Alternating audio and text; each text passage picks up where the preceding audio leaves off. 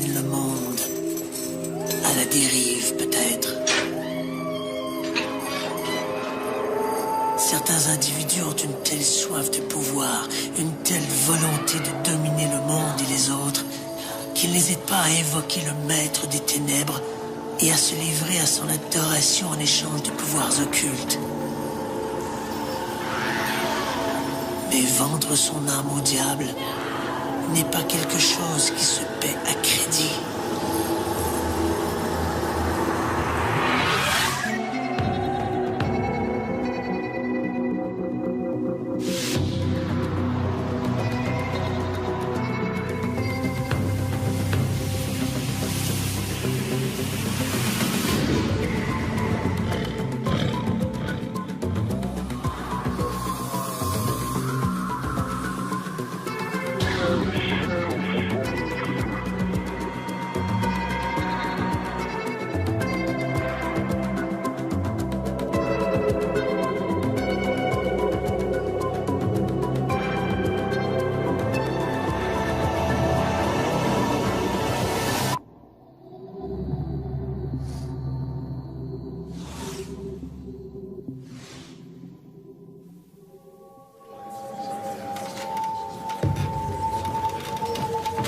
Dans la salle du tribunal, de nombreuses personnes se bousculent pour être aux premières loges. Aujourd'hui, les gens sont venus pour assister au procès de Marie Dindart, une paysanne de 17 ans, suspectée d'être une sorcière. La jeune femme est amenée de force devant la foule. Au signal du magistrat, le garde s'approche de l'accusée. D'un geste brusque, il déchire sa robe.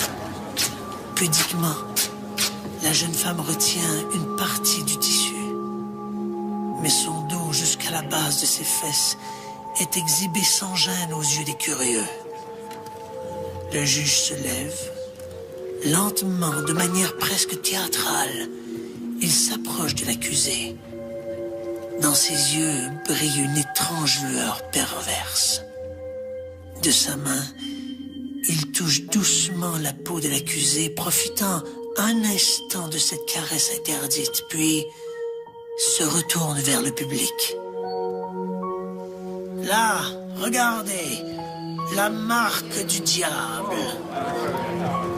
De son doigt crochu, il pointe vers une tache de naissance que la jeune femme arbore juste à la courbure du dos. Qui osera encore douter de la présence du malin en ces terres? Le magistrat se tourne promptement vers le garde. Il ne fait pas de doute que, selon lui, cette femme est une sorcière. Son jugement est sans appel. Elle devra mourir sur le bûcher.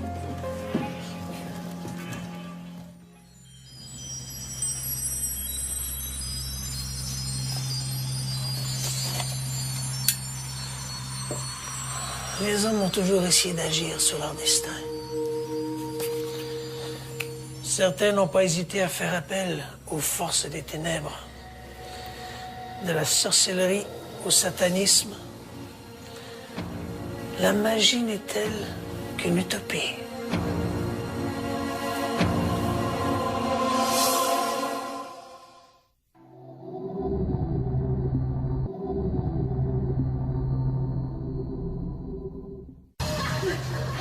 En 1692, plusieurs villageois de Salem commencent à développer des problèmes de comportement pour le moins singuliers.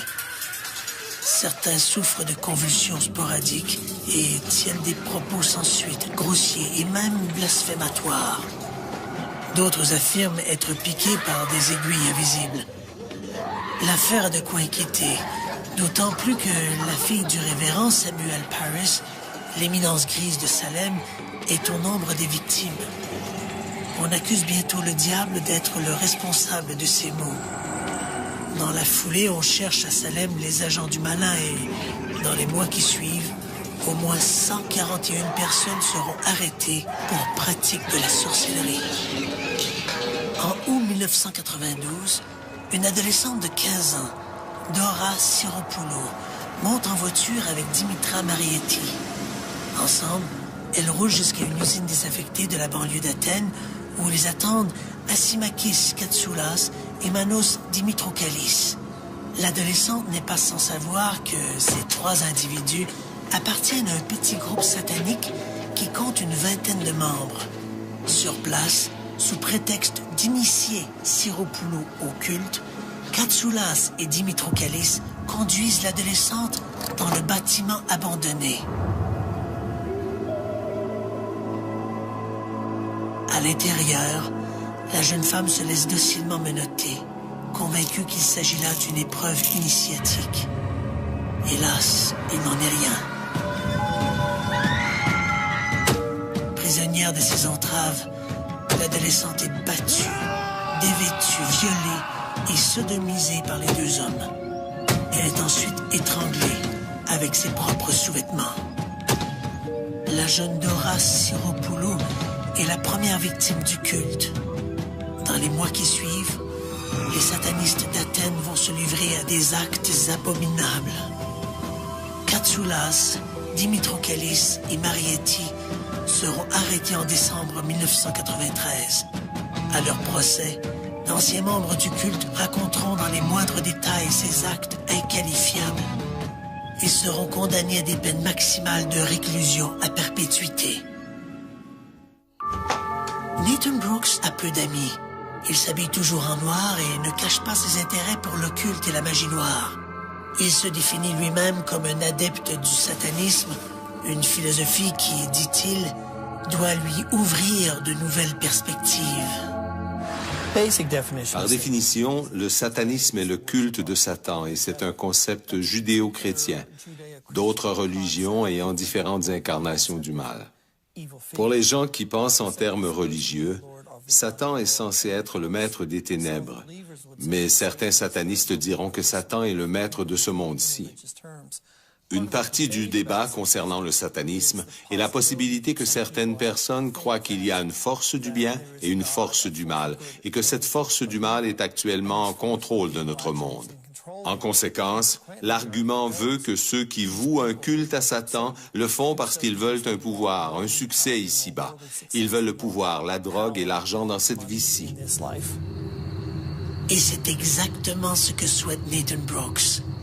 À la tombée du jour, il lui arrive de se rendre dans une maison désaffectée à la sortie de Bel Air, en Ohio, où il a aménagé un petit hôtel pour y célébrer des messes noires. On raconte qu'il se plaît à tuer et à torturer des animaux. Le 30 septembre 1995, l'adolescent juge que le moment du grand sacrifice est venu.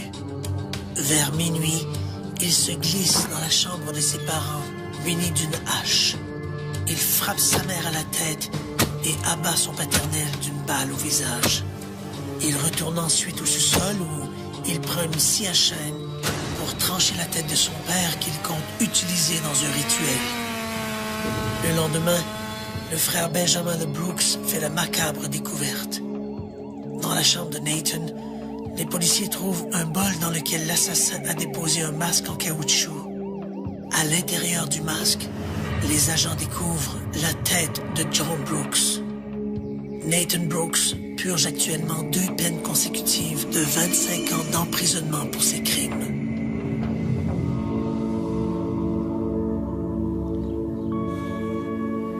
Qu'il s'agisse de sorcellerie ou de satanisme, le dénominateur commun est le diable.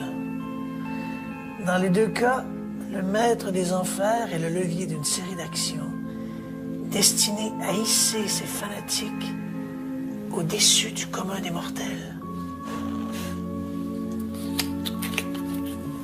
Diabolique perspective. Si le diable existe, évidemment.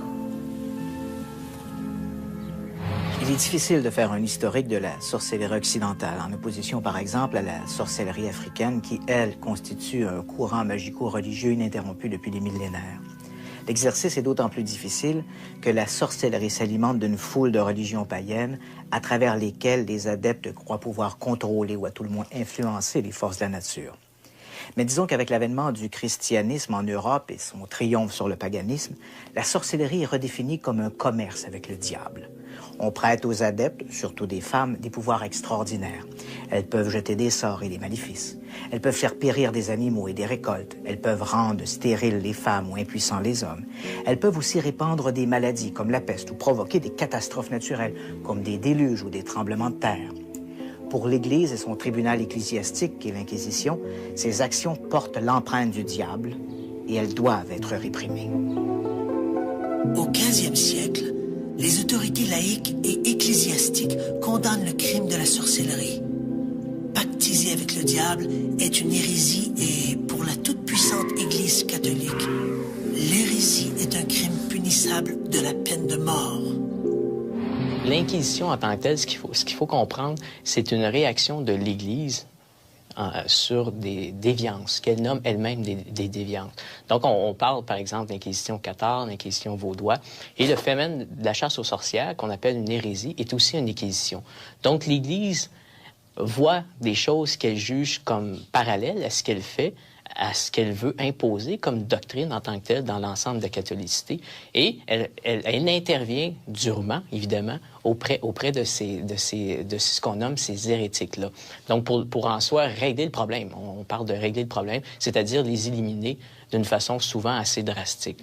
En 1486, paraît sous la plume de 2 inquisiteurs dominicains le Marteau des sorcières, un code destiné à guider les inquisiteurs dans leur lutte contre la sorcellerie. Pour les auteurs du Marteau des sorcières, les principaux instruments du diable sont les femmes, tentatrices par excellence. Ces filles d'Ève portent le stigmate du péché originel. Elles sont l'incarnation du mal et ne sont destinées qu'au mal.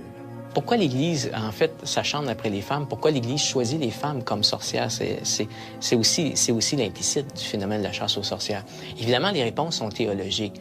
On souligne les textes théologiques, la Genèse, si vous allez lire la Genèse, où on lit, d'une façon littérale, c'est écrit que c'est la femme qui a péché, c'est la femme qui s'est donnée au diable, finalement, dans la Genèse. Et ça, ce texte-là marque l'ensemble du phénomène de la chasse aux sorcières. C'est elle qui est la plus apte, qui est la plus prompte et qui cherche finalement cette affiliation-là avec le diable. Alors que ce code inspire d'autres ouvrages du genre, la chasse aux sorcières bat son plein. Les procès se multiplient. En France et en Allemagne, les condamnés sont brûlés, alors qu'en Angleterre, on les pend haut et court. Les inquisiteurs, au nom du pouvoir ecclésiastique, se donnent tous les droits, même celui d'avoir recours à la torture. Les accusés admettent avoir sacrifié des enfants et de s'être rendus au sabbat, ces cérémonies présidées par le diable. Pire, ces sabbats sont aussi l'occasion de dévorer des enfants et de forniquer avec des démons mâles ou femelles. Tous les démonologues parlent d'érotisme, parlent d'une relation sensuelle avec la sorcière ou d'une relation sensuelle de la sorcière avec le diable. C'est omniprésent, ça fait partie du discours démonologique, qu'il soit ecclésiastique ou laïque. Et c'est très intéressant parce qu'il faut comprendre qu'on dénude pour la première fois la femme. Donc, c'est une première rencontre avec le corps féminin. Et beaucoup de démonologues parlent de leur admiration souvent devant la beauté de ce corps-là. Parce qu'on ne condamne pas que des vieilles femmes. On condamne des jeunes filles de 15, 16, 17, 18, 19 ans. Et par exemple, le démonologue Pierre Delangle est rempli d'admiration devant la beauté du corps féminin et relate quelques poèmes est très, très érotique dans son traité de démonologie. Comme les auteurs du Marteau des sorcières, qui sont deux clercs en tant que tels, parlent d'érotisme constamment. Et on reproche aux femmes d'être trop érotiques aussi. Et d'aller au sabbat, justement, parce que leur mari n'est pas capable de les combler. Donc, seul le diable peut faire en sorte qu'elles soient comblées au niveau érotique et au niveau sexuel. Donc, c'est le sous-jacent le plus marquant du phénomène de la chasse aux sorcières. À la fin du Moyen Âge, les procès pour sorcellerie presque essentiellement ecclésiastiques passent aux mains du pouvoir séculier. Si l'Europe est toujours ébranlée par des épidémies et des famines, c'est que le diable y a toujours ses assises. Donc, c'est l'Église qui a été incapable d'enrayer la sorcellerie. Place au pouvoir laïque.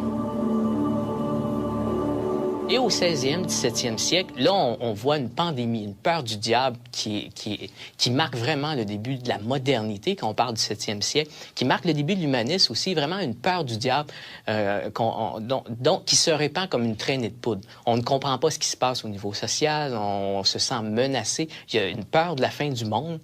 Et cette peur de la fin du monde-là, ça prend nécessairement des responsables, des coupables. Évidemment, on trouve, selon les textes théologiques de l'époque, que ce sont les femmes, les alliés de Satan en tant que tels. Et là, on parle vraiment... On reprend le discours théologique, mais c'est la juridiction laïque qui poursuit les hérétiques, qui poursuit les sorcières. Et là, on va jusqu'au 17e, encore une fois, avant que ça commence à s'atténuer. Donc, c'est vraiment 16e, 17e siècle, la grande chasse aux sorcières. Des inquisiteurs civils parcourent villes et campagnes. En 1608, l'un des plus zélés d'entre eux, le magistrat Pierre de l'Ancre, est envoyé au labour pour y nettoyer le pays de ces adorateurs du diable. Au nom du roi de France, Henri IV, de l'Ancre fait torturer et brûler des centaines de jeunes et jolies paysannes. L'inquisiteur, la première chose qu'il fait, avec l'aide des médecins qui participent à l'Inquisition, c'est de dénuder la femme, de la raser complètement et de chercher la marque du diable. C'est le premier indice. Évidemment, vous allez comprendre que sur toute personne, vous allez toujours trouver une marque. Cette marque pouvait se cacher dans l'œil et souvent on dit qu'elle se cache dans les parties honteuses. Donc, on cherche la marque et inévitablement, on trouve la marque. Et cette marque-là vient confirmer que vous êtes une sorcière, que vous avez participé au sabbat. Donc, cette rencontre des sorcières qui se déplacent d'un lieu à l'autre, où on se voue au diable, où on fait des orgies collectives et tout ça, la marque vient prouver que vous avez participé au sabbat. Et le sabbat prouve aussi que vous êtes une sorcière. Donc, c'est un cercle qui tourne en rond, finalement. Vous êtes, évidemment, sous la torture, vous allez toujours avouer quelque chose. Et vous allez avouer aussi que vous avez participé au sabbat. Pendant que Pierre de l'Ancre s'affaire de chasser les apôtres du diable, d'autres procès se tiennent un peu partout en Europe. En Angleterre, un certain Matthew Hopkins est chargé de débarrasser le pays de ses sorciers et sorcières. Entre 1644 et 1646, l'inquisiteur envoie à la pendaison quelques 250 personnes. À partir du milieu du 17e siècle, un mouvement de contestation commence à prendre forme, surtout dans les villes. Une certaine classe intellectuelle composée de philosophes, d'écrivains et de médecins trouve ces exactions excessives. On fait d'ailleurs remarquer que sous la torture, on peut obtenir n'importe quels aveux. Mais quelle valeur ont-ils? En 1692, éclate à Salem, au Massachusetts, aux États-Unis, ce qui va devenir le plus célèbre procès de sorcellerie de toute l'histoire. Une vingtaine de personnes sont exécutées à l'issue de procès expéditifs. L'affaire va connaître son dénouement quelques mois plus tard lorsque, sous la torture, un accusé avoue avoir participé à un sabbat où était également présente l'épouse du gouverneur, une femme d'une piété irréprochable. Le doute apparaît enfin. Ces aveux, tout à fait invraisemblables, mettent fin aux poursuites. L'affaire des sorcières de Salem va avoir un impact énorme, tant ici en Amérique qu'en Europe. On s'interroge de plus en plus sur la réalité de ces manifestations. Dans la première moitié du 18e siècle, les législateurs vont revoir l'ensemble des textes de loi criminalisant la sorcellerie. La plupart des 1604 articles en vigueur, tant ici en Amérique qu'en Angleterre, sont revus et remplacés par des mesures beaucoup moins répressives. La chasse aux sorcières tire à sa fin. Il est vrai qu'on est au siècle des Lumières et le monde civilisé aspire à un renouveau intellectuel et philosophique. La grande question, c'est le nombre de personnes qu'on a exécutées pendant la chasse aux sorcières. Dan Brown, par exemple, dans son roman Da Vinci Code, évidemment c'est un roman, il faut s'entendre, parle du chiffre de 9 millions de femmes brûlées comme sorcières à cette époque-là. Évidemment, ces chiffres-là, aujourd'hui, ne tiennent plus la route. Les spécialistes travaillent de région en région et peuvent déterminer exactement le nombre de brûlés. Aujourd'hui, on s'entend, la majorité des spécialistes, sur le nombre de 110 000 procès et le nombre de 60 000 condamnés au bûcher en tant que tel. Ce qui est beaucoup, hein, quand on parle d'une population qui est beaucoup plus limitée que celle d'aujourd'hui. Et la majorité, évidemment, ce sont des femmes. À 80 % des fois, c'est une femme qu'on accuse comme sorcière.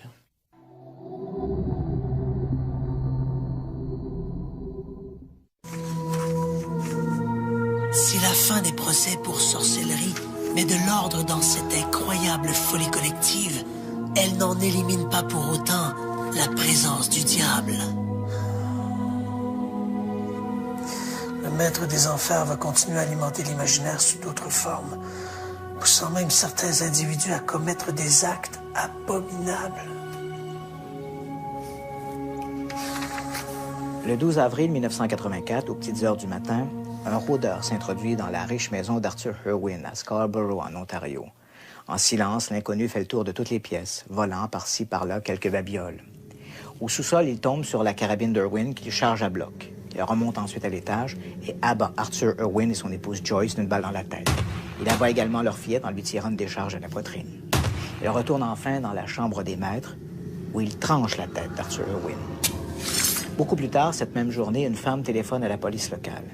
Elle explique que son fils, un adolescent, lui a avoué que durant la journée, il avait été convié par un collègue de classe, un certain Scott Mathers, à une sorte de tour macabre dans une résidence de Scarborough où gisaient 3 cadavres, dont un homme décapité. Lorsque les enquêteurs arrivent à la résidence des Irwin, ils ne peuvent malheureusement que constater l'horreur du crime. La mort des victimes remonte déjà à ce moment-là une quinzaine d'heures. Les policiers se rendent donc ensuite à l'appartement des Mathers pour y cueillir le jeune assassin de 15 ans. Durant son interrogatoire, l'adolescent raconte spontanément qu'après les meurtres, il s'est rendu dans un centre commercial où il s'est fait percer les oreilles. Il avoue vouer un culte au diable et également à la mascotte du groupe Iron Maiden, Eddie. Il dit lire la Bible satanique d'Anton LaVey et à une occasion, il se serait lui-même gravé un pentacle sur l'abdomen. Il explique qu'il ne connaissait pas ses victimes et n'avait apparemment pas l'intention de les tuer. Mais ce n'est qu'une fois dans la résidence des Irwin qu'il a eu peur de se retrouver dans le pétrin. Et ce n'est qu'à ce moment-là qu'il a décidé d'abattre toute la famille et de trancher la tête d'Irwin pour plaire au diable. Dans les campagnes contre les sorcières, il est certain que les crimes commis au nom du diable tenaient plus de l'imaginaire que de la réalité. Mais dans l'affaire de Scott Mathers, on ne parle plus d'imaginaire. Les crimes sont malheureusement bien réels et s'inscrivent dans une catégorie à part, les crimes sataniques. Au Moyen Âge et à la Renaissance, ces crimes étaient tout à fait rarissimes. Le 20e siècle a changé tout cela.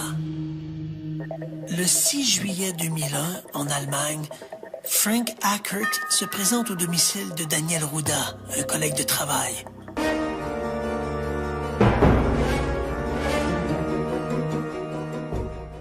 Ruda l'a invité à une soirée pour célébrer son récent mariage avec Manuela, une jeune Anglaise. Les Ruda sont tout sauf un couple conventionnel.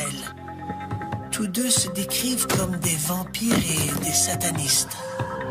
Ackert a à peine le temps de franchir le seuil que Daniel Ruda le frappe à la tête avec un marteau. Il prend ensuite un couteau et poignarde le commis à demi inconscient. Il le frappe méticuleusement, comptant chaque coup, 66 coups. Manuela prend ensuite un scalpel et grave un pentacle sur l'abdomen du défunt. Les assassins boivent aussi le sang de la victime et font l'amour à moins d'1 mètre du cadavre. Quelques jours plus tard, les autorités ouest-allemandes investissent l'appartement des Ruda. Le couple maudit a quitté les lieux depuis peu. Les policiers trouvent des crânes humains et des scalpels. Dans une chambre du fond, les agents tombent sur le cadavre en partie décomposé de Frank Ackert, un scalpel toujours planté dans l'abdomen. Les Ruda seront arrêtés quelques jours plus tard. À leur procès, les Ruda ne manifestent aucun remords. Le 31 janvier 2002, Daniel et Manuela Ruda sont condamnés respectivement à 15 et 13 ans d'emprisonnement sans possibilité de libération conditionnelle. À partir des années 1970, les crimes sataniques ont apparemment connu une croissance exceptionnelle. À n'en croire la littérature, ces assassinats nouveau genre se sont retrouvés en tête de liste des préoccupations policières, devançant même la menace terroriste. Michelle Remembers est le titre d'un livre publié en 1980 qui relate les souvenirs étonnants d'une femme qui prétend avoir fréquenté et avoir été abusée par des adorateurs de Satan.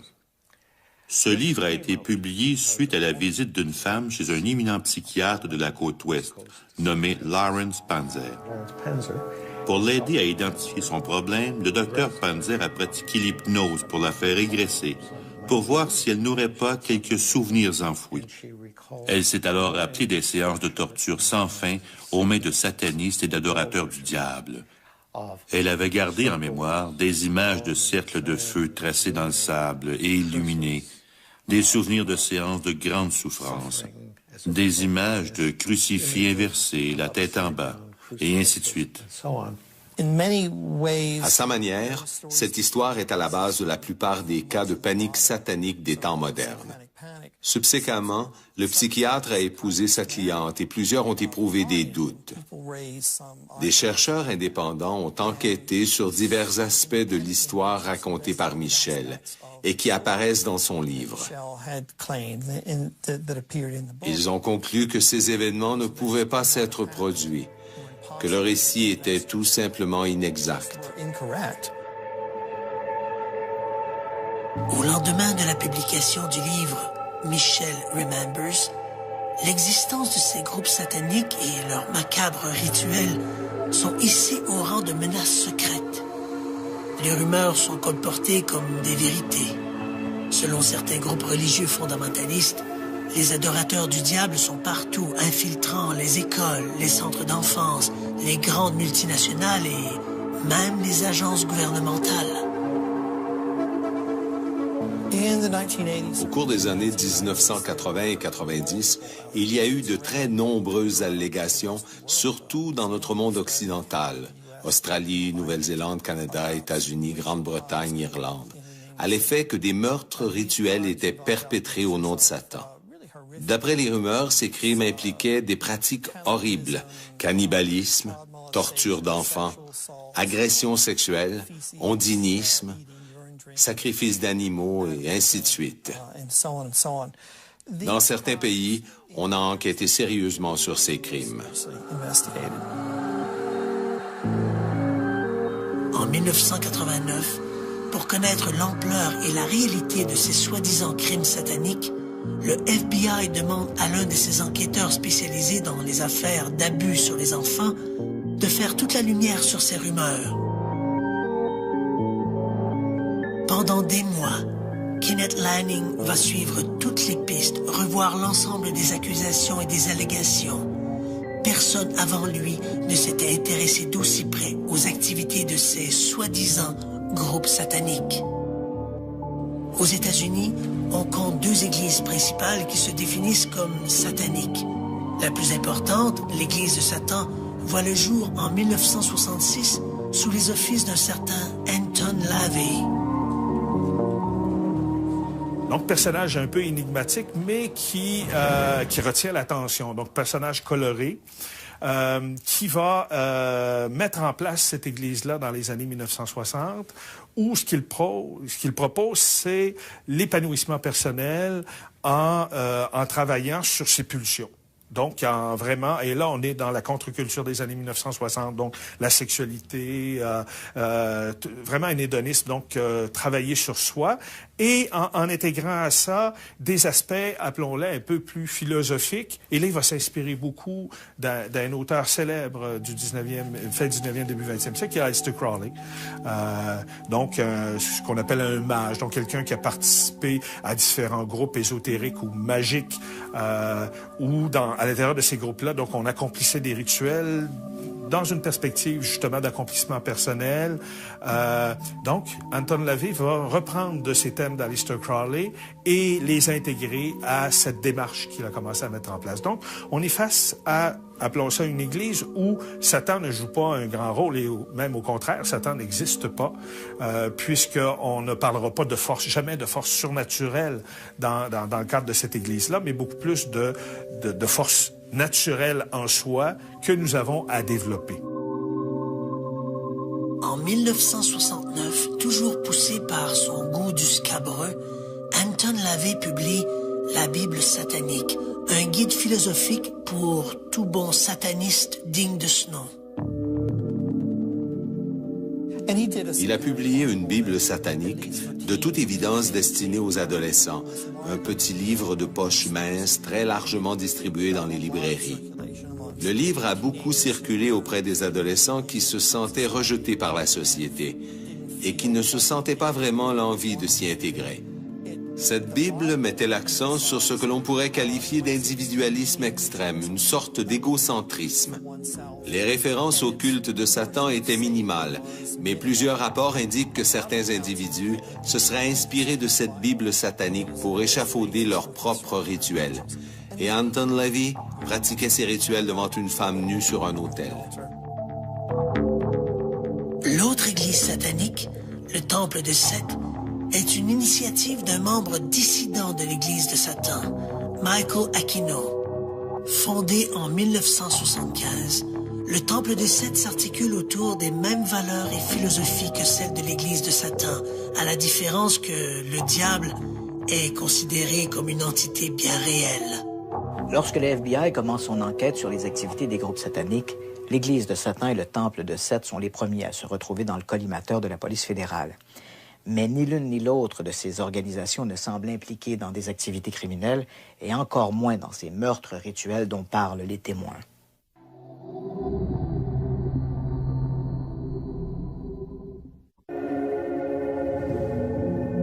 En janvier 1992, Kenneth Lanning publie son rapport. Le document est dévastateur pour les fondamentalistes. La menace satanique y est décrite comme une tempête dans un verre d'eau. Lanning explique n'avoir trouvé aucune preuve sur l'existence des groupes sataniques organisés d'importance ou sur ces soi-disant meurtres d'enfants. Dans plusieurs de ces cas, l'important n'est pas simplement l'absence d'indices. C'est l'absence d'indices alors qu'il aurait dû y avoir des indices. Parce que dans plusieurs de ces cas, les gens prétendent qu'il y a eu des meurtres multiples, du sang, des fluides corporels, des enfants torturés, des photographies. Enfin, toute une série de trucs dont il n'est pas si facile de se débarrasser. La plupart des gens ne se rendent pas compte à quel point il est difficile de se débarrasser d'un cadavre. Adolf Hitler n'a eu aucun problème à assassiner 6 millions de personnes. Son vrai problème consistait à se débarrasser de tous ses corps. Alors, quand vient le temps de se débarrasser d'un corps, les gens ne comprennent pas qu'on ne peut pas simplement allumer un feu et y jeter le cadavre. Ça n'élimine pas le problème. Vous aurez un cadavre calciné, mais il sera toujours là. Dans la plupart de ces cas où les gens parlent de meurtre, une bonne équipe d'analyse en scène de crime peut retourner sur les lieux et trouver des indices de ces meurtres. Dans tous les cas où j'ai été impliqué, lorsque la police a fait son travail, elle n'a trouvé aucun indice pouvant mener à une preuve concluante. Dans son rapport, l'agent Lanning explique que les groupes sataniques ne sont, pour la plupart, que des groupuscules composés de quelques adeptes. Des groupes indépendants les uns des autres, sans aucune ramification et tout à fait désorganisés.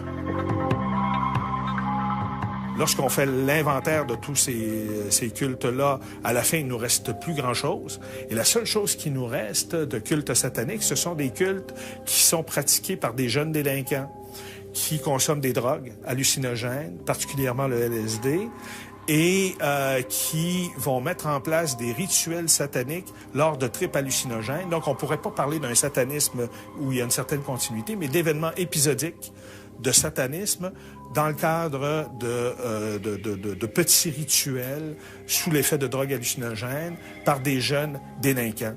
Ce qui faisait dire à mon collègue Simone Tauvigny, qui est dans la chute de sa communication sur ce dossier-là, disait, hein, nous étions à la recherche des princes des ténèbres, nous n'avons trouvé que de pauvres diables, disait-il.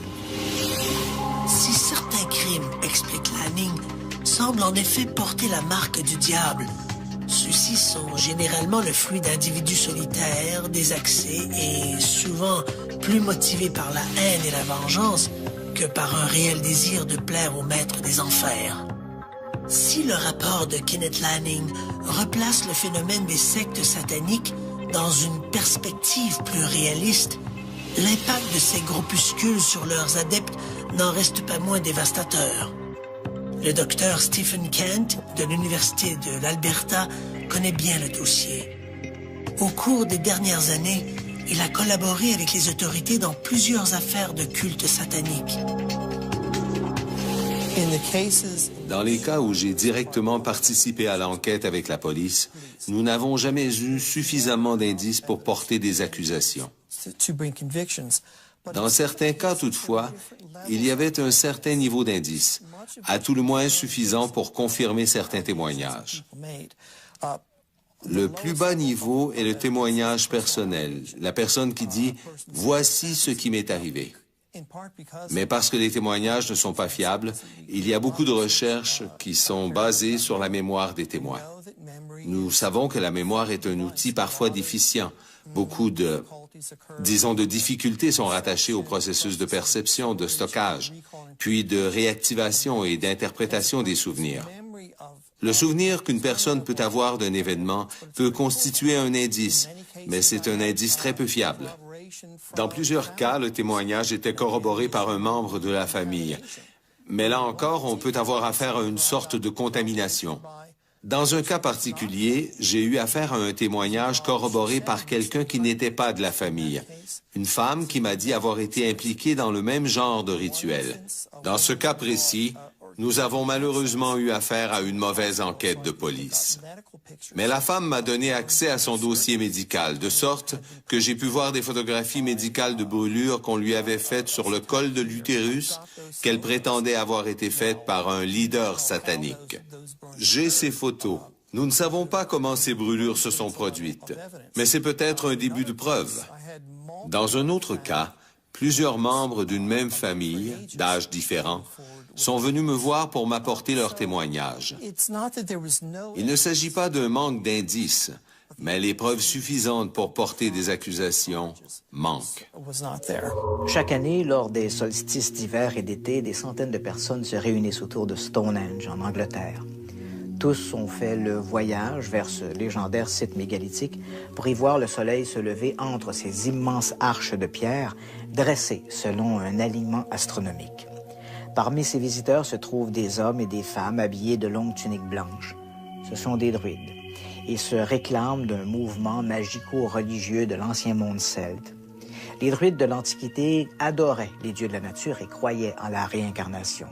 Ils ont été persécutés par l'envahisseur romain qui les considérait comme de véritables sauvages, puis ensuite par l'Église qui jugeait leurs activités comme hérétiques.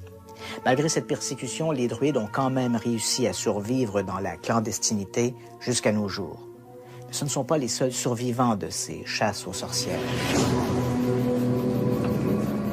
À Salem, théâtre du plus célèbre procès de sorcellerie de l'histoire, une poignée d'hommes et de femmes arborant un pentacle se réunissent également lors d'événements sporadiques. Solstice, équinoxe, phase lunaire, etc. Dans un champ un peu en retrait de la ville, ils participent à des réjouissances et à des danses rituelles. Leur maître de cérémonie n'est nul autre que Laurie Cabot, la sorcière officielle de Salem. C'est en 1977 que cette dernière a reçu son titre des mains du gouverneur de l'époque, Michael Dukakis. Cabot affirme posséder certaines habiletés psy et une mémoire génétique qui la relierait à des sorcières de l'Antiquité. Laurie Cabot et ses adeptes pratiquent un culte lié à la Terre et à ses énergies. On rend hommage à la nature et à ses dimensions spirituelles et ésotériques. On ne pactise plus avec le diable et on ne jette plus de mauvais sorts.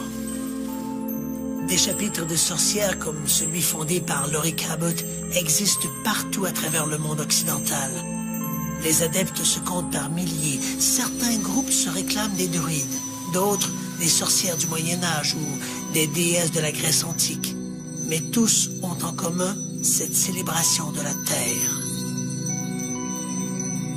La grande distinction qui existe entre ces groupes modernes occidentaux et l'image liée à la sorcellerie d'antan, c'est cette dichotomie très claire qui existe entre la pratique de la magie et le culte du diable. Si au Moyen-Âge et à la Renaissance, les sorciers et sorcières étaient suspectés de pactiser avec les forces des ténèbres, cette affiliation n'existe plus de nos jours. Le culte du diable est à présent l'affaire des satanistes qui n'ont aucun lien avec les adeptes de ces cultes dits néopaganistes.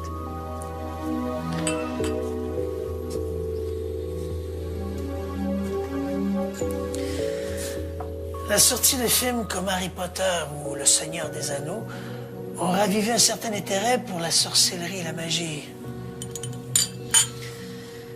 De toute évidence, pour les amateurs, la fiction et la réalité sont deux choses tout à fait différentes.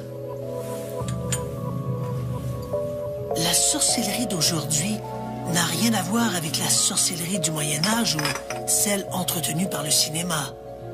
Dans le langage des experts, on préfère parler de paganisme ou de néopaganisme plutôt que de sorcellerie.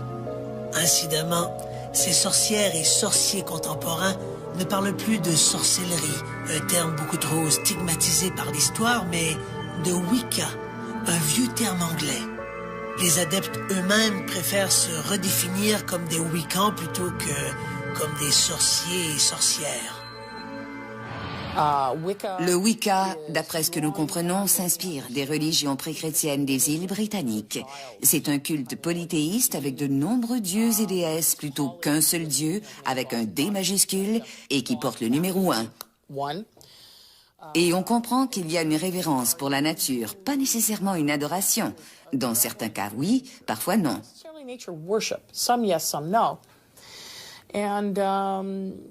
Et on assiste à certaines pratiques qui se tiennent davantage la nuit que le jour.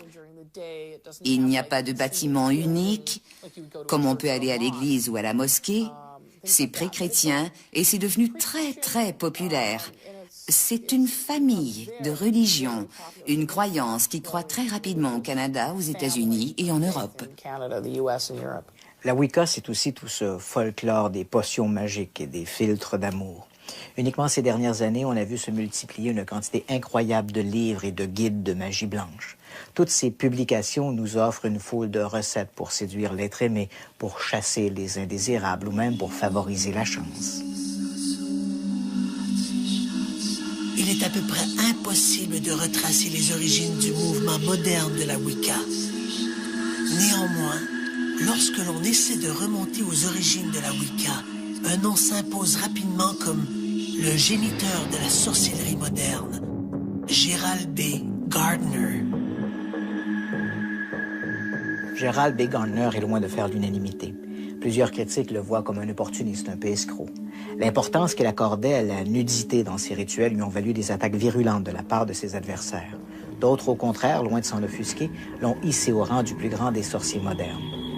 Quoi qu'il en soit, il est certain que sans cet excentrique passionné de magie et de sorcellerie, la Wicca n'aurait pas connu un tel essor. Ce qui, à l'époque de Gardner, n'était qu'un phénomène marginal est aujourd'hui un mouvement important comptant des milliers d'adeptes. Uniquement au Québec, on estime à plus de 2000 le nombre de Wiccans.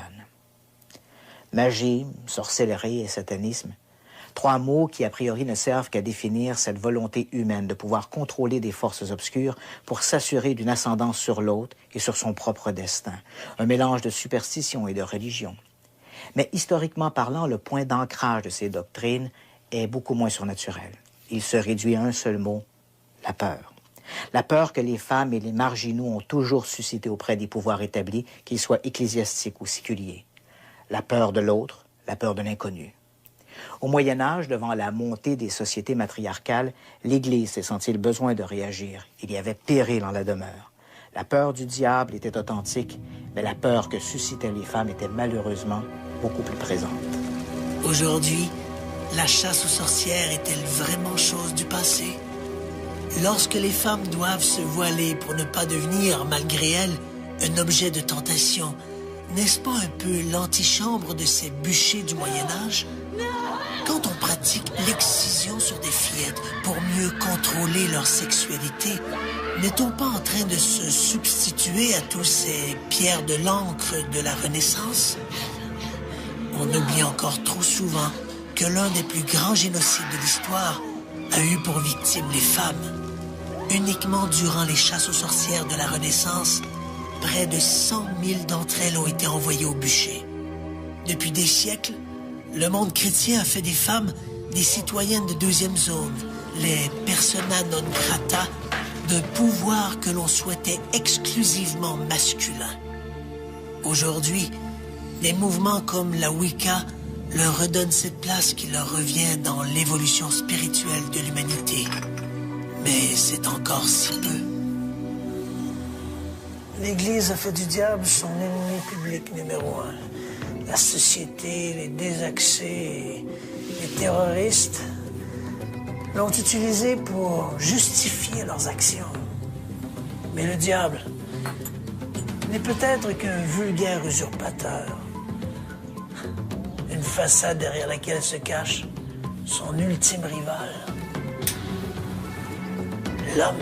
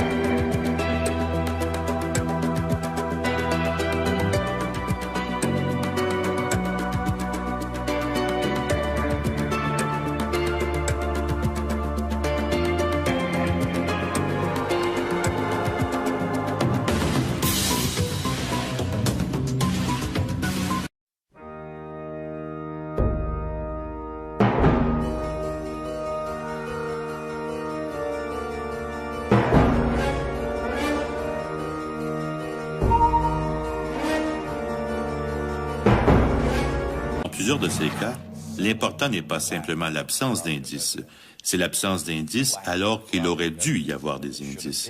Parce que dans plusieurs de ces cas, les gens prétendent qu'il y a eu des meurtres multiples, du sang, des fluides corporels, des enfants torturés, des photographies.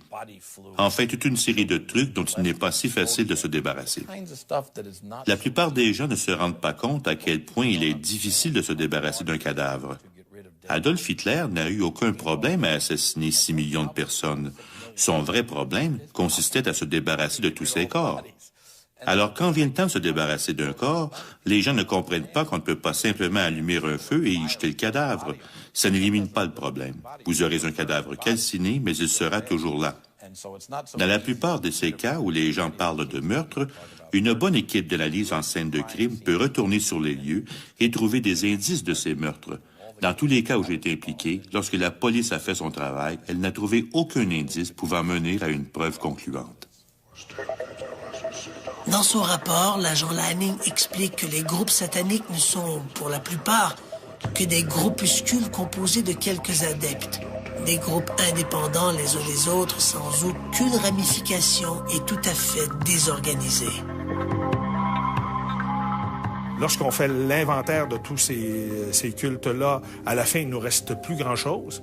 Et la seule chose qui nous reste de cultes sataniques, ce sont des cultes qui sont pratiqués par des jeunes délinquants qui consomment des drogues hallucinogènes, particulièrement le LSD, et qui vont mettre en place des rituels sataniques lors de tripes hallucinogènes. Donc, on ne pourrait pas parler d'un satanisme où il y a une certaine continuité, mais d'événements épisodiques de satanisme dans le cadre de petits rituels sous l'effet de drogues hallucinogènes par des jeunes délinquants.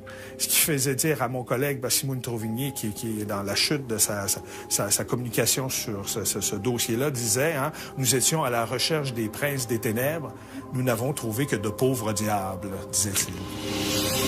Si certains crimes, explique Lanning, semblent en effet porter la marque du diable, ceux-ci sont généralement le fruit d'individus solitaires, désaxés et souvent plus motivés par la haine et la vengeance que par un réel désir de plaire au maître des enfers. Si le rapport de Kenneth Lanning replace le phénomène des sectes sataniques dans une perspective plus réaliste, l'impact de ces groupuscules sur leurs adeptes n'en reste pas moins dévastateur. Le docteur Stephen Kent de l'Université de l'Alberta connaît bien le dossier. Au cours des dernières années, il a collaboré avec les autorités dans plusieurs affaires de culte satanique. Dans les cas où j'ai directement participé à l'enquête avec la police, nous n'avons jamais eu suffisamment d'indices pour porter des accusations. Dans certains cas, toutefois, il y avait un certain niveau d'indices, à tout le moins suffisant pour confirmer certains témoignages. Le plus bas niveau est le témoignage personnel, la personne qui dit « Voici ce qui m'est arrivé ». Mais parce que les témoignages ne sont pas fiables, il y a beaucoup de recherches qui sont basées sur la mémoire des témoins. Nous savons que la mémoire est un outil parfois déficient. Beaucoup de difficultés sont rattachées au processus de perception, de stockage, puis de réactivation et d'interprétation des souvenirs. Le souvenir qu'une personne peut avoir d'un événement peut constituer un indice, mais c'est un indice très peu fiable. Dans plusieurs cas, le témoignage était corroboré par un membre de la famille. Mais là encore, on peut avoir affaire à une sorte de contamination. Dans un cas particulier, j'ai eu affaire à un témoignage corroboré par quelqu'un qui n'était pas de la famille. Une femme qui m'a dit avoir été impliquée dans le même genre de rituel. Dans ce cas précis, nous avons malheureusement eu affaire à une mauvaise enquête de police. Mais la femme m'a donné accès à son dossier médical, de sorte que j'ai pu voir des photographies médicales de brûlures qu'on lui avait faites sur le col de l'utérus, qu'elle prétendait avoir été faites par un leader satanique. J'ai ces photos. Nous ne savons pas comment ces brûlures se sont produites, mais c'est peut-être un début de preuve. Dans un autre cas, plusieurs membres d'une même famille, d'âges différents, sont venus me voir pour m'apporter leur témoignage. Il ne s'agit pas d'un manque d'indices, mais les preuves suffisantes pour porter des accusations manquent. Chaque année, lors des solstices d'hiver et d'été, des centaines de personnes se réunissent autour de Stonehenge, en Angleterre. Tous ont fait le voyage vers ce légendaire site mégalithique pour y voir le soleil se lever entre ces immenses arches de pierre dressées selon un alignement astronomique. Parmi ces visiteurs se trouvent des hommes et des femmes habillés de longues tuniques blanches. Ce sont des druides et se réclament d'un mouvement magico-religieux de l'ancien monde celte. Les druides de l'Antiquité adoraient les dieux de la nature et croyaient en la réincarnation. Ils ont été persécutés par l'envahisseur romain qui les considérait comme de véritables sauvages, puis ensuite par l'Église qui jugeait leurs activités comme hérétiques. Malgré cette persécution, les druides ont quand même réussi à survivre dans la clandestinité jusqu'à nos jours. Mais ce ne sont pas les seuls survivants de ces chasses aux sorcières. À Salem, théâtre du plus célèbre procès de sorcellerie de l'histoire, une poignée d'hommes et de femmes arborant un pentacle se réunissent également lors d'événements sporadiques. Solstice, équinoxe, phase lunaire, etc. Dans un champ un peu en retrait de la ville, ils participent à des réjouissances et à des danses rituelles. Leur maître de cérémonie n'est nul autre que Laurie Cabot, la sorcière officielle de Salem. C'est en 1977 que cette dernière a reçu son titre des mains du gouverneur de l'époque, Michael Dukakis. Cabot affirme posséder certaines habiletés psy et une mémoire génétique qui la relierait à des sorcières de l'Antiquité. Laurie Cabot et ses adeptes pratiquent un culte lié à la Terre et à ses énergies.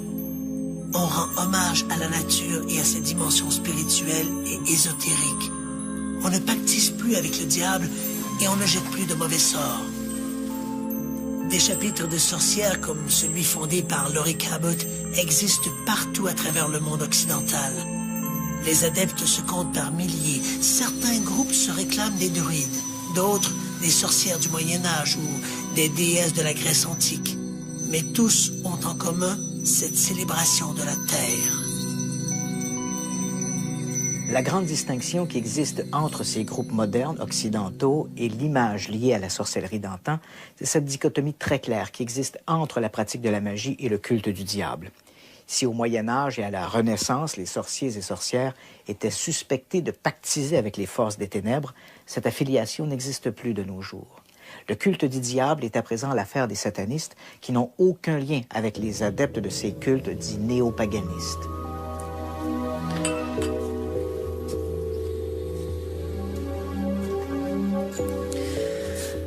La sortie du film en 1608, l'un des plus zélés d'entre eux, le magistrat Pierre de l'Ancre, est envoyé au labour pour y nettoyer le pays de ses adorateurs du diable. Au nom du roi de France, Henri IV, de l'Ancre fait torturer et brûler des centaines de jeunes et jolies paysannes. L'inquisiteur, la première chose qu'il fait, avec l'aide des médecins qui participent à l'inquisition, c'est de dénuder la femme de la raser complètement et de chercher la marque du diable. C'est le premier indice. Évidemment, vous allez comprendre que sur toute personne, vous allez toujours trouver une marque. Cette marque pouvait se cacher dans l'œil et souvent on dit qu'elle se cache dans les parties honteuses. Donc, on cherche la marque et inévitablement, on trouve la marque. Et cette marque-là vient confirmer que vous êtes une sorcière, que vous avez participé au sabbat. Donc, cette rencontre des sorcières qui se déplacent d'un lieu à l'autre, où on se voue au diable, où on fait des orgies collectives et tout ça, la marque vient prouver que vous avez participé au sabbat. Et le sabbat prouve aussi que vous êtes une sorcière. Donc, c'est un cercle qui tourne en rond, finalement. Vous êtes, évidemment, sous la torture, vous allez toujours avouer quelque chose. Et vous allez avouer aussi que vous avez participé au sabbat. Pendant que Pierre de l'Ancre s'affaire de chasser les apôtres du diable, d'autres procès se tiennent un peu partout en Europe. En Angleterre, un certain Matthew Hopkins est chargé de débarrasser le pays de ses sorciers et sorcières. Entre 1644 et 1646, l'inquisiteur envoie à la pendaison quelques 250 personnes. À partir du milieu du 17e siècle, un mouvement de contestation commence à prendre forme, surtout dans les villes. Une certaine classe intellectuelle composée de philosophes, d'écrivains et de médecins trouve ces exactions excessives. On fait d'ailleurs remarquer que sous la torture, on peut obtenir n'importe quels aveux. Mais quelle valeur ont-ils? En 1692, éclate à Salem, au Massachusetts, aux États-Unis, ce qui va devenir le plus célèbre procès de sorcellerie de toute l'histoire. Une vingtaine de personnes sont exécutées à l'issue de procès expéditifs. L'affaire va connaître son dénouement quelques mois plus tard lorsque, sous la torture, un accusé avoue avoir participé à un sabbat où était également présente l'épouse du gouverneur, une femme d'une piété irréprochable. Le doute apparaît enfin. Ces aveux, tout à fait invraisemblables, mettent fin aux poursuites. L'affaire des sorcières de Salem va avoir un impact énorme, tant ici en Amérique qu'en Europe. On s'interroge de plus en plus sur la réalité de ces manifestations. Dans la première moitié du 18e siècle, les législateurs vont revoir l'ensemble des textes de loi criminalisant la sorcellerie. La plupart des 1604 articles en vigueur, tant ici en Amérique qu'en Angleterre, sont revus et remplacés par des mesures beaucoup moins répressives. La chasse aux sorcières tire à sa fin. Il est vrai qu'on est au siècle des Lumières et le monde civilisé aspire à un renouveau intellectuel et philosophique. La grande question, c'est le nombre de personnes qu'on a exécutées pendant la chasse aux sorcières. Dan Brown, par exemple, dans son roman Da Vinci Code, évidemment c'est un roman, il faut s'entendre, parle du chiffre de 9 millions de femmes brûlées comme sorcières à cette époque-là. Évidemment, ces chiffres-là, aujourd'hui, ne tiennent plus la route. Les spécialistes travaillent de région en région et peuvent déterminer exactement le nombre de brûlés. Aujourd'hui, on s'entend, la majorité des spécialistes, sur le nombre de 110 000 procès et le nombre de 60 000 condamnés au bûcher en tant que tel. Ce qui est beaucoup, hein, quand on parle d'une population qui est beaucoup plus limitée que celle d'aujourd'hui. Et la majorité, évidemment, ce sont des femmes. À 80 % des fois, c'est une femme qu'on accuse comme sorcière.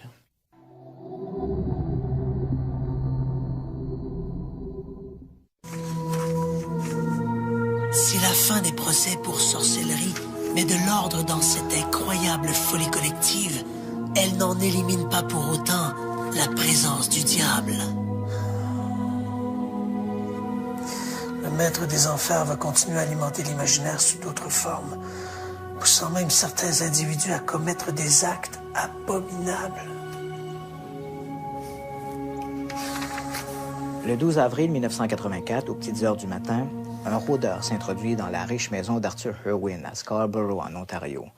En silence, l'inconnu fait le tour de toutes les pièces, volant par-ci par-là quelques babioles. Au sous-sol, il tombe sur la carabine d'Irwin qu'il charge à bloc. Il remonte ensuite à l'étage et abat Arthur Irwin et son épouse Joyce d'une balle dans la tête. Il abat également leur fillette en lui tirant une décharge à la poitrine. Il retourne enfin dans la chambre des maîtres où il tranche la tête d'Arthur Irwin. Beaucoup plus tard, cette même journée, une femme téléphone à la police locale. Elle explique que son fils, un adolescent, lui a avoué que durant la journée, il avait été convié par un collègue de classe, un certain Scott Mathers, à une sorte de tour macabre dans une résidence de Scarborough où gisaient 3 cadavres, dont un homme décapité. Lorsque les enquêteurs arrivent à la résidence des Irwin, ils ne peuvent malheureusement que constater l'horreur du crime. La mort des victimes remonte déjà à ce moment-là une quinzaine d'heures. Les policiers se rendent donc ensuite à l'appartement des Mathers pour y cueillir le jeune assassin de 15 ans. Durant son interrogatoire, l'adolescent raconte spontanément qu'après les meurtres, il s'est rendu dans un centre commercial où il s'est fait percer les oreilles. Il avoue vouer un culte au diable et également à la mascotte du groupe Iron Maiden, Eddie. Il dit lire la Bible satanique d'Anton LaVey et à une occasion, il se serait lui-même gravé un pentacle sur l'abdomen. Il explique qu'il ne connaissait pas ses victimes et n'avait apparemment pas l'intention de les tuer. Mais ce n'est qu'une fois dans la résidence des Irwin qu'il a eu peur de se retrouver dans le pétrin. Et ce n'est qu'à ce moment-là qu'il a décidé d'abattre toute la famille et de trancher la tête d'Irwin pour plaire au diable. Dans les campagnes contre les sorcières, il est certain que les crimes commis au nom du diable tenaient plus de l'imaginaire que de la réalité. Mais dans l'affaire de Scott Matters, on ne parle plus d'imaginaire. Les crimes sont malheureusement bien réels et s'inscrivent dans une catégorie à part, les crimes sataniques. Au Moyen Âge et à la Renaissance, ces crimes étaient tout à fait rarissimes. Le 20e siècle a changé tout cela. Le 6 juillet 2001, en Allemagne, Frank Ackert se présente au domicile de Daniel Ruda, un collègue de travail.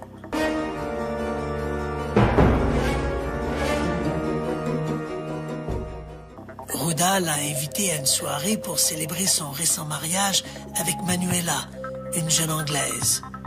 Les Ruda sont tout sauf un couple conventionnel. Tous deux se décrivent comme des vampires et des satanistes. Ackert a à peine le temps de franchir le seuil que Daniel Ruda le frappe à la tête avec un marteau. Il prend ensuite un couteau et poignarde le commis à demi inconscient. Il le frappe méticuleusement, comptant chaque coup, 66 coups.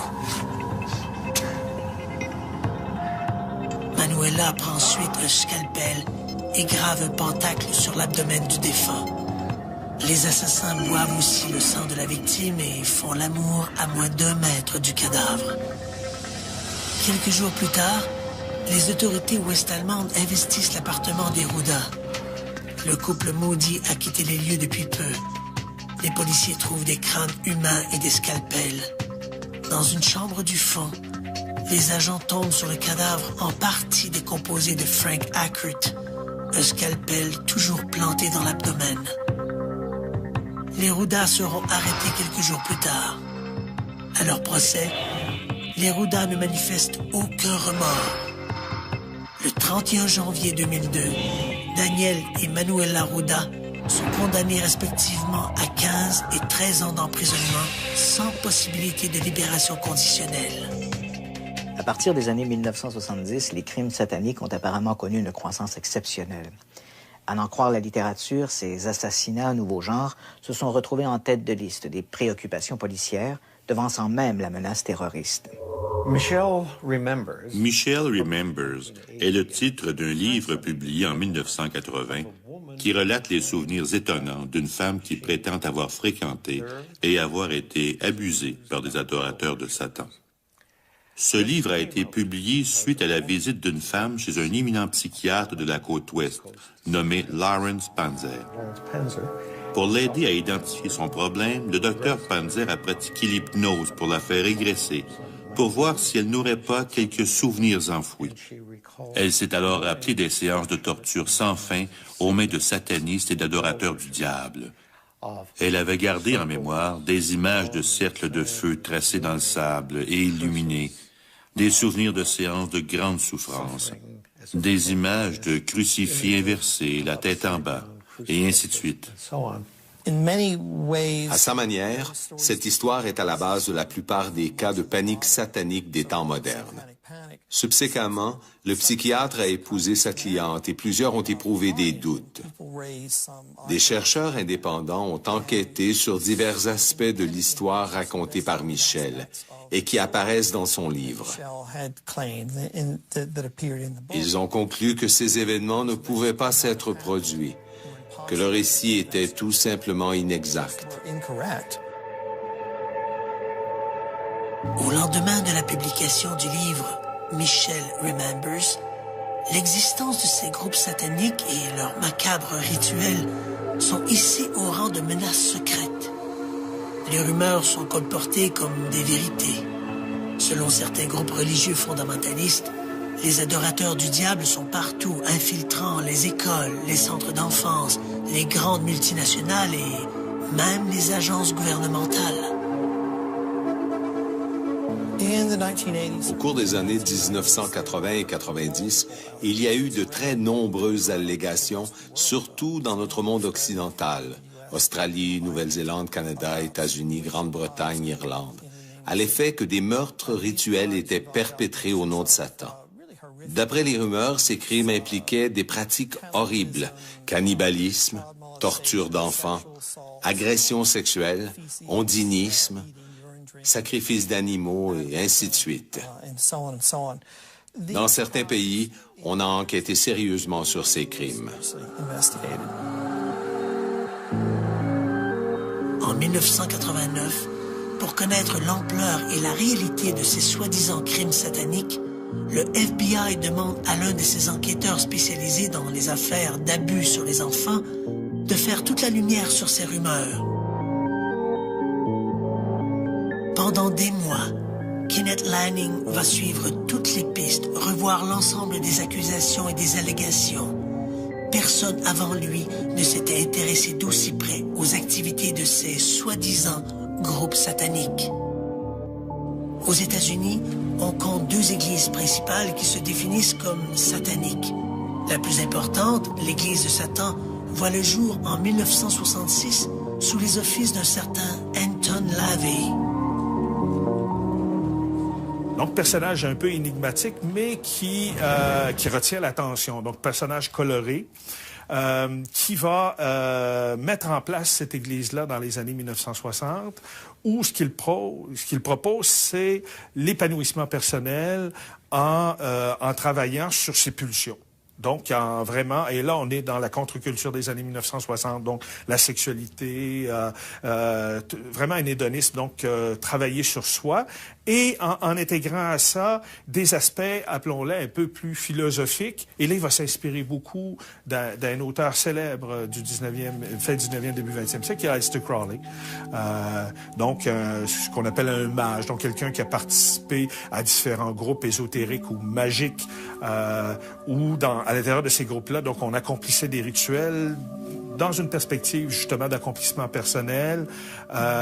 Donc, Anton LaVey va reprendre de ces thèmes d'Aleister Crowley et les intégrer à cette démarche qu'il a commencé à mettre en place. Donc, on est face à, appelons ça une église où Satan ne joue pas un grand rôle et même au contraire, Satan n'existe pas, puisqu'on ne parlera pas de force, jamais de force surnaturelle dans le cadre de cette église-là, mais beaucoup plus de force naturelle en soi que nous avons à développer. En 1969, toujours poussé par son goût du scabreux, Anton LaVey publie La Bible satanique, un guide philosophique pour tout bon sataniste digne de ce nom. Il a publié une Bible satanique, de toute évidence destinée aux adolescents, un petit livre de poche mince très largement distribué dans les librairies. Le livre a beaucoup circulé auprès des adolescents qui se sentaient rejetés par la société et qui ne se sentaient pas vraiment l'envie de s'y intégrer. Cette Bible mettait l'accent sur ce que l'on pourrait qualifier d'individualisme extrême, une sorte d'égocentrisme. Les références au culte de Satan étaient minimales, mais plusieurs rapports indiquent que certains individus se seraient inspirés de cette Bible satanique pour échafauder leurs propres rituels. Et Anton LaVey pratiquait ses rituels devant une femme nue sur un autel. L'autre église satanique, le Temple de Seth, est une initiative d'un membre dissident de l'Église de Satan, Michael Aquino. Fondé en 1975, le Temple de Seth s'articule autour des mêmes valeurs et philosophies que celles de l'Église de Satan, à la différence que le diable est considéré comme une entité bien réelle. Lorsque le FBI commence son enquête sur les activités des groupes sataniques, l'Église de Satan et le Temple de Seth sont les premiers à se retrouver dans le collimateur de la police fédérale. Mais ni l'une ni l'autre de ces organisations ne semble impliquée dans des activités criminelles et encore moins dans ces meurtres rituels dont parlent les témoins.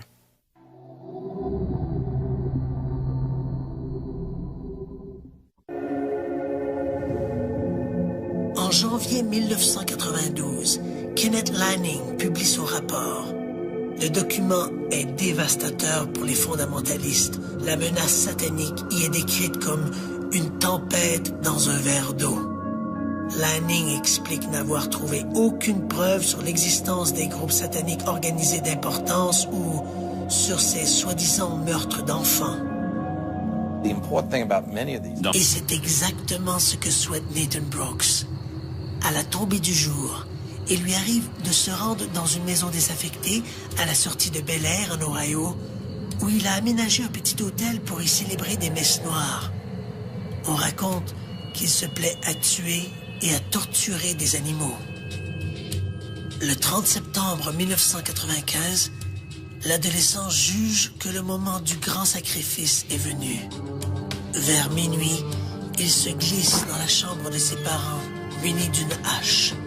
Il frappe sa mère à la tête et abat son paternel d'une balle au visage. Il retourne ensuite au sous-sol où il prend une scie à chaîne pour trancher la tête de son père qu'il compte utiliser dans un rituel.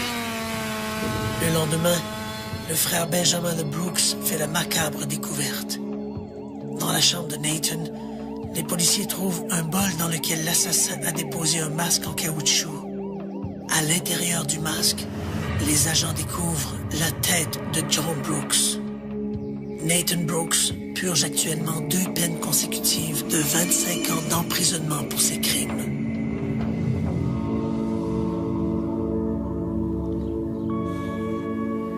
Qu'il s'agisse de sorcellerie ou de satanisme, le dénominateur commun est le diable.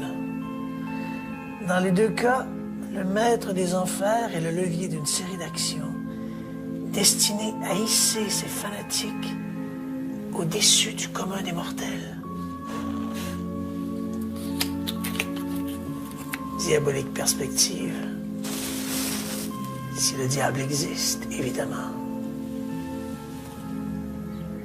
Il est difficile de faire un historique de la sorcellerie occidentale, en opposition par exemple à la sorcellerie africaine qui, elle, constitue un courant magico-religieux ininterrompu depuis des millénaires. L'exercice est d'autant plus difficile que la sorcellerie s'alimente d'une foule de religions païennes à travers lesquelles les adeptes croient pouvoir contrôler ou à tout le moins influencer les forces de la nature. Mais disons qu'avec l'avènement du christianisme en Europe et son triomphe sur le paganisme, la sorcellerie est redéfinie comme un commerce avec le diable. On prête aux adeptes, surtout des femmes, des pouvoirs extraordinaires. Elles peuvent jeter des sorts et des maléfices. Elles peuvent faire périr des animaux et des récoltes. Elles peuvent rendre stériles les femmes ou impuissants les hommes. Elles peuvent aussi répandre des maladies comme la peste ou provoquer des catastrophes naturelles comme des déluges ou des tremblements de terre. Pour l'Église et son tribunal ecclésiastique, qui est l'Inquisition, ces actions portent l'empreinte du diable et elles doivent être réprimées. Au 15e siècle, les autorités laïques et ecclésiastiques condamnent le crime de la sorcellerie. Pactiser avec le diable est une hérésie et, pour la toute-puissante Église catholique, l'hérésie est un crime punissable de la peine de mort. L'Inquisition en tant que telle, ce qu'il faut comprendre, c'est une réaction de l'Église sur des déviances, qu'elle nomme elle-même des déviances. Donc, on parle, par exemple, d'Inquisition cathare, d'Inquisition vaudois, et le phénomène de la chasse aux sorcières, qu'on appelle une hérésie, est aussi une Inquisition.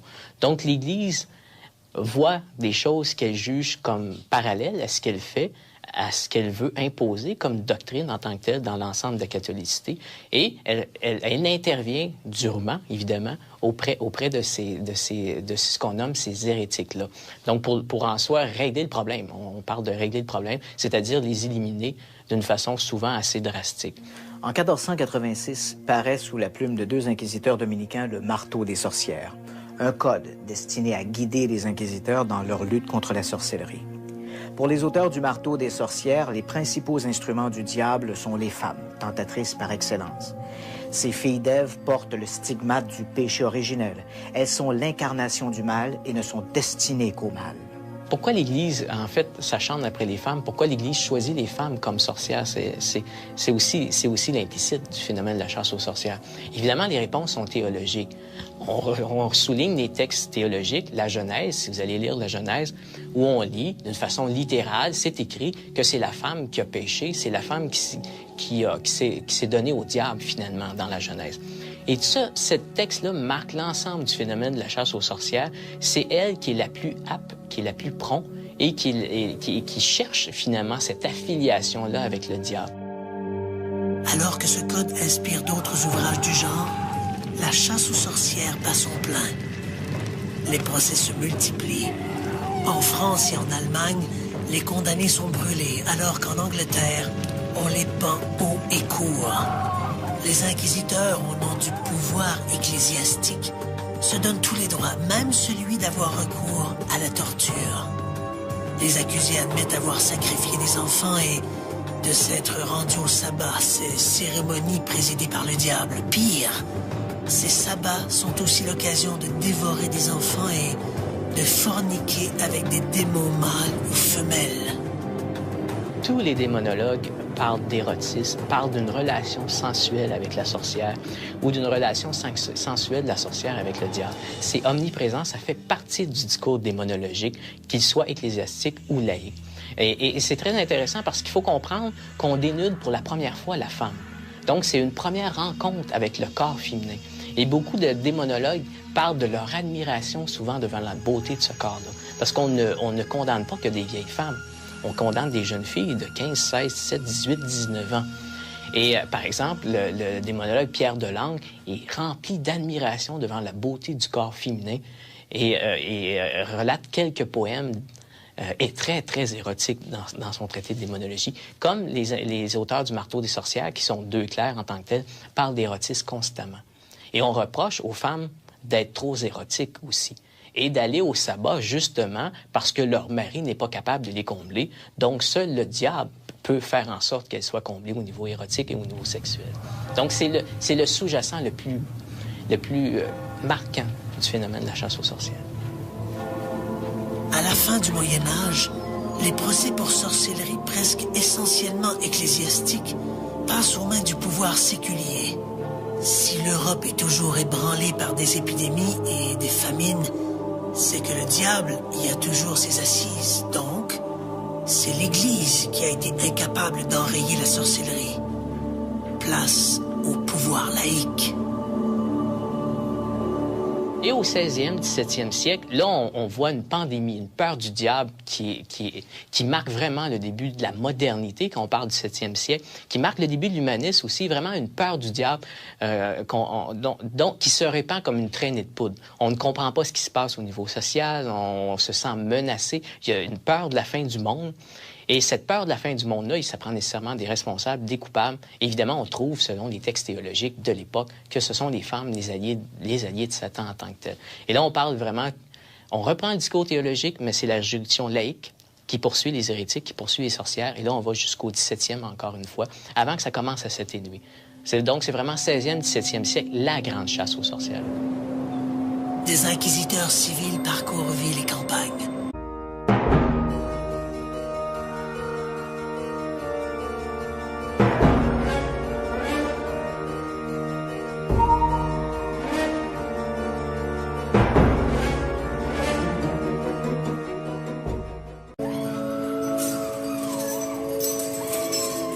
L'ambition mène le monde à la dérive, peut-être.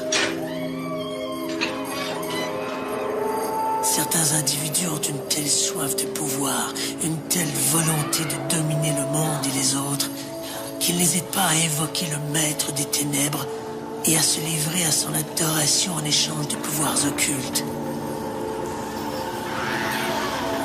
Mais vendre son âme au diable n'est pas quelque chose qui se paie à crédit.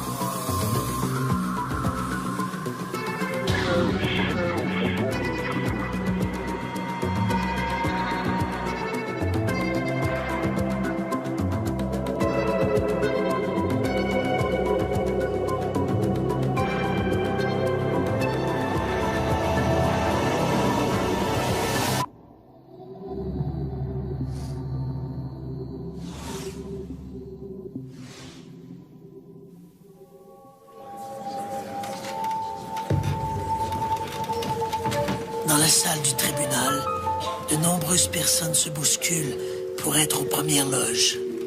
Aujourd'hui, les gens sont venus pour assister au procès de Marie Dindart, une paysanne de 17 ans, suspectée d'être une sorcière. La jeune femme est amenée de force devant la foule. Au signal du magistrat, le garde s'approche de l'accusée. D'un geste brusque, il déchire sa robe. Pudiquement, la jeune femme retient une partie du tissu. Mais son dos jusqu'à la base de ses fesses est exhibé sans gêne aux yeux des curieux. Le juge se lève. Lentement, de manière presque théâtrale, il s'approche de l'accusé. Dans ses yeux brille une étrange lueur perverse. De sa main, il touche doucement la peau de l'accusé, profitant un instant de cette caresse interdite, puis se retourne vers le public. Là, regardez, la marque du diable. De son doigt crochu, il pointe vers une tache de naissance que la jeune femme arbore juste à la courbure du dos. Qui osera encore douter de la présence du malin en ces terres? Le magistrat se tourne promptement vers le garde. Il ne fait pas de doute que, selon lui, cette femme est une sorcière.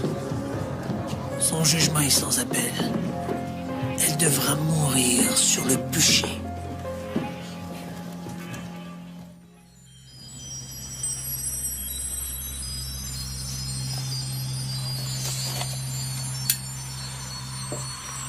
Les hommes ont toujours essayé d'agir sur leur destin. Certains n'ont pas hésité à faire appel aux forces des ténèbres, de la sorcellerie au satanisme. La magie n'est-elle qu'une utopie?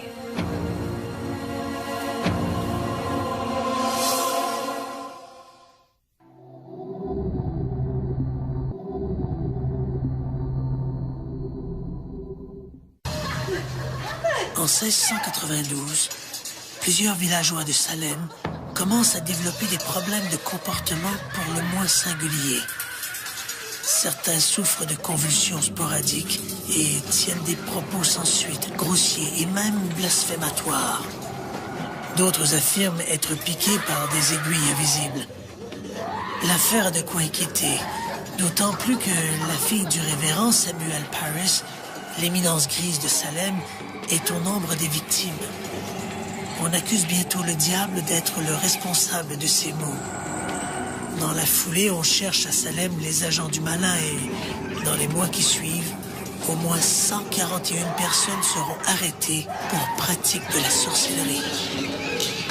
En août 1992, une adolescente de 15 ans, Dora Siropoulou, monte en voiture avec Dimitra Marietti. Ensemble, elles roulent jusqu'à une usine désaffectée de la banlieue d'Athènes où les attendent Assimakis Katsoulas et Manos Dimitrokalis. L'adolescente n'est pas sans savoir que ces trois individus appartiennent à un petit groupe satanique qui compte une vingtaine de membres. Sur place, sous prétexte d'initier Siropoulou au culte, Katsoulas et Dimitrokalis conduisent l'adolescente dans le bâtiment abandonné. À l'intérieur, la jeune femme se laisse docilement menotter, convaincue qu'il s'agit là d'une épreuve initiatique. Hélas, il n'en est rien. Prisonnière de ses entraves, l'adolescente est battue, dévêtue, violée et sodomisée par les deux hommes. Elle est ensuite étranglée avec ses propres sous-vêtements. La jeune Dora Siropoulou est la première victime du culte. Dans les mois qui suivent, les satanistes d'Athènes vont se livrer à des actes abominables. Katsoulas, Dimitrokalis et Marietti seront arrêtés en décembre 1993.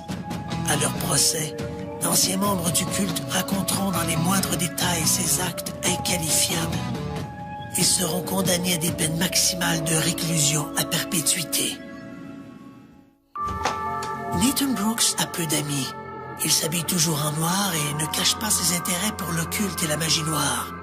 Il se définit lui-même comme un adepte du satanisme, une philosophie qui, dit-il, doit lui ouvrir de nouvelles perspectives. Par définition, le satanisme est le culte de Satan et c'est un concept judéo-chrétien, d'autres religions ayant différentes incarnations du mal. Pour les gens qui pensent en termes religieux, Satan est censé être le maître des ténèbres, mais certains satanistes diront que Satan est le maître de ce monde-ci. Une partie du débat concernant le satanisme est la possibilité que certaines personnes croient qu'il y a une force du bien et une force du mal, et que cette force du mal est actuellement en contrôle de notre monde. En conséquence, l'argument veut que ceux qui vouent un culte à Satan le font parce qu'ils veulent un pouvoir, un succès ici-bas. Ils veulent le pouvoir, la drogue et l'argent dans cette vie-ci. L'argument veut que ceux qui vouent un culte à Satan le font parce qu'ils veulent un pouvoir, un succès ici-bas. Ils veulent le pouvoir, la drogue et l'argent dans cette vie-ci. Et c'est exactement ce que souhaite Nathan Brooks. À la tombée du jour, il lui arrive de se rendre dans une maison désaffectée à la sortie de Bel Air, en Ohio, où il a aménagé un petit hôtel pour y célébrer des messes noires. On raconte qu'il se plaît à tuer et à torturer des animaux. Le 30 septembre 1995, l'adolescent juge que le moment du grand sacrifice est venu. Vers minuit, il se glisse dans la chambre de ses parents, muni d'une hache. Il frappe sa mère à la tête et abat son paternel d'une balle au visage. Il retourne ensuite au sous-sol où il prend une scie à chaîne pour trancher la tête de son père qu'il compte utiliser dans un rituel. Le lendemain, le frère Benjamin de Brooks fait la macabre découverte. Dans la chambre de Nathan, les policiers trouvent un bol dans lequel l'assassin a déposé un masque en caoutchouc. À l'intérieur du masque, les agents découvrent la tête de John Brooks. Nathan Brooks purge actuellement 2 peines consécutives de 25 ans d'emprisonnement pour ses crimes.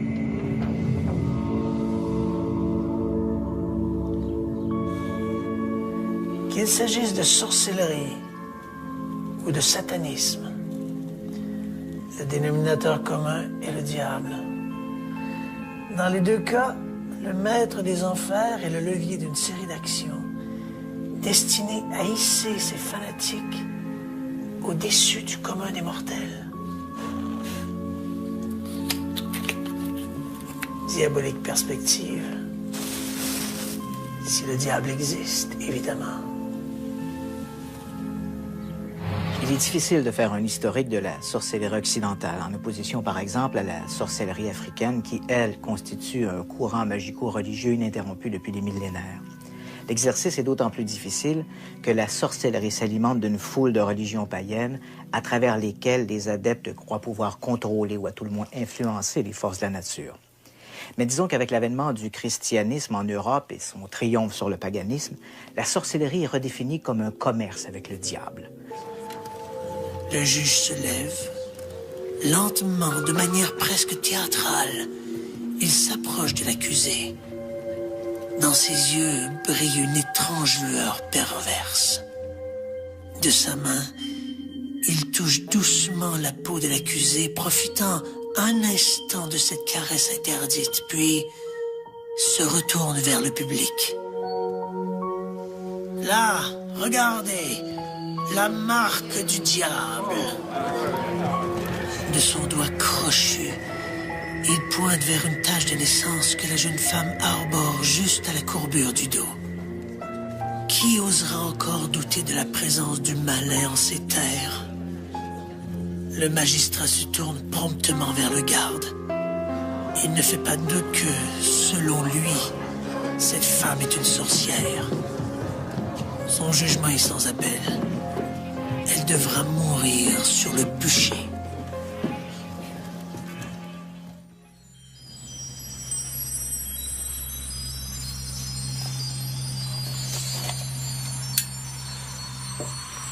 Les hommes ont toujours essayé d'agir sur leur destin. Certains n'ont pas hésité à faire appel aux forces des ténèbres, de la sorcellerie au satanisme. La magie n'est-elle qu'une utopie?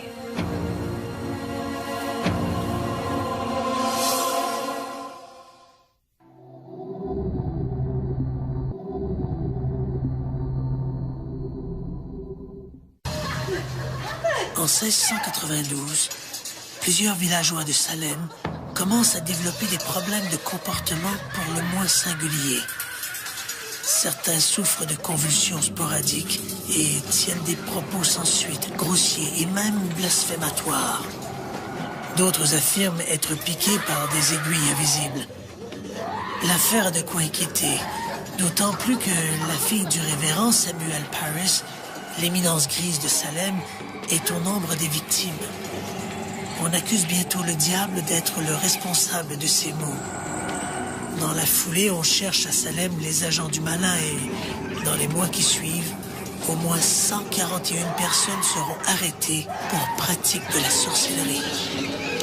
On prête aux adeptes, surtout des femmes, des pouvoirs extraordinaires. Elles peuvent jeter des sorts et des maléfices. Elles peuvent faire périr des animaux et des récoltes. Elles peuvent rendre stériles les femmes ou impuissants les hommes. Elles peuvent aussi répandre des maladies comme la peste ou provoquer des catastrophes naturelles comme des déluges ou des tremblements de terre. Pour l'Église et son tribunal ecclésiastique, qui est l'Inquisition, ces actions portent l'empreinte du diable et elles doivent être réprimées. Au 15e siècle, les autorités laïques et ecclésiastiques condamnent le crime de la sorcellerie. Pactiser avec le diable est une hérésie et, pour la toute-puissante Église catholique, l'hérésie est un crime punissable de la peine de mort. L'Inquisition en tant que telle, ce qu'il faut comprendre, c'est une réaction de l'Église sur des déviances, qu'elle nomme elle-même des déviances. Donc, on parle, par exemple, d'Inquisition cathare, d'Inquisition vaudois, et le phénomène de la chasse aux sorcières, qu'on appelle une hérésie, est aussi une Inquisition. Donc, l'Église voit des choses qu'elle juge comme parallèles à ce qu'elle fait, à ce qu'elle veut imposer comme doctrine en tant que telle dans l'ensemble de la catholicité. Et elle intervient durement, évidemment, auprès de ce qu'on nomme ces hérétiques-là. Donc, pour en soi régler le problème, on parle de régler le problème, c'est-à-dire les éliminer d'une façon souvent assez drastique. En 1486, paraît sous la plume de 2 inquisiteurs dominicains le Marteau des sorcières, un code destiné à guider les inquisiteurs dans leur lutte contre la sorcellerie. Pour les auteurs du Marteau des sorcières, les principaux instruments du diable sont les femmes, tentatrices par excellence. Ces filles d'Ève portent le stigmate du péché originel. Elles sont l'incarnation du mal et ne sont destinées qu'au mal. Pourquoi l'Église, en fait, s'acharne après les femmes? Pourquoi l'Église choisit les femmes comme sorcières? C'est aussi l'implicite du phénomène de la chasse aux sorcières. Évidemment, les réponses sont théologiques. On souligne les textes théologiques, la Genèse, si vous allez lire la Genèse, où on lit, d'une façon littérale, c'est écrit que c'est la femme qui a péché, c'est la femme qui s'est donnée au diable, finalement, dans la Genèse. Et ça, ce texte-là marque l'ensemble du phénomène de la chasse aux sorcières. C'est elle qui est la plus apte, qui est la plus prompt et qui cherche finalement cette affiliation-là avec le diable. Alors que ce code inspire d'autres ouvrages du genre, la chasse aux sorcières bat son plein. Les procès se multiplient.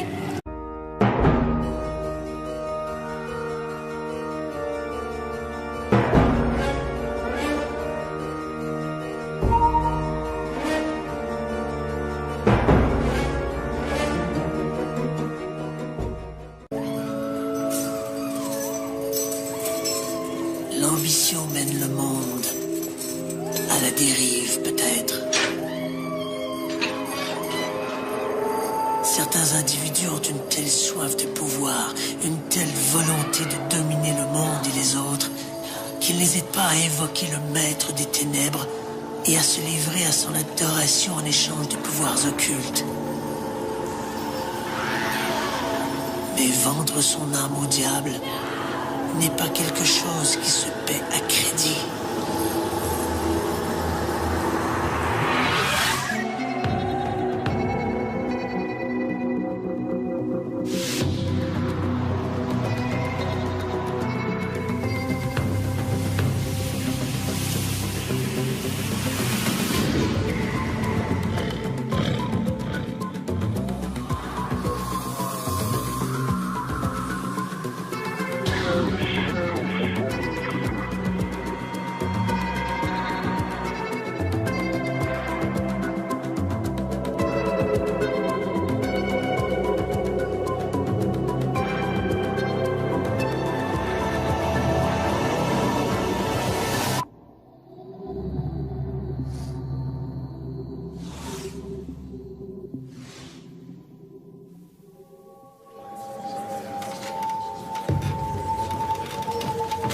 Dans la salle du tribunal, de nombreuses personnes se bousculent pour être aux premières loges.